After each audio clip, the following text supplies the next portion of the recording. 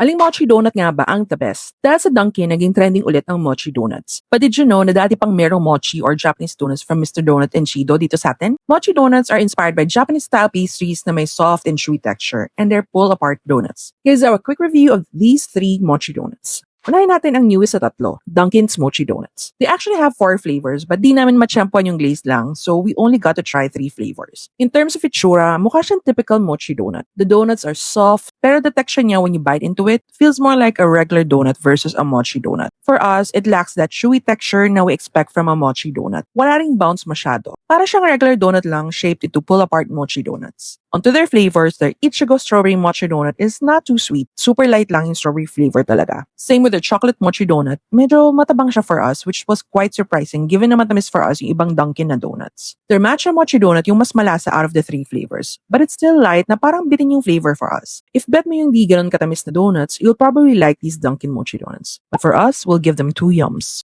Next up is Mr. Donut. We've reviewed them before and sobrang favorite ko matagal na yung mochi donuts nila na they call ponderings. They've had their mochi donuts for years na but di kasi siya widely available. Pili lang dati yung stores na meron kaya konti lang din yung nakakaalam. But since naglabas yung Dunkin, they probably decided to make it available na in more stores. So power sa amin na mahilig sa ponderings nila. Last review namin was nung may Dubai Chocolate Pistachio Crunch pondering pa sila. Marami silang flavors compared sa Dunkin but favorite ko yung Cookie Cloud and Glazed. In terms of texture, Mr. Donut talaga yung swak na swak yung pagka-chewy when you bite it. Tapos andun yung may konting kapit when you pull them apart. May pagka-bouncy din, light and soft siya, and malasing flavors niya without overpowering the donut itself. Sikat yung Mr. Donut Japan for these mochi donuts. Highly recommended namin yung ponderings nila. We give them 5 yums.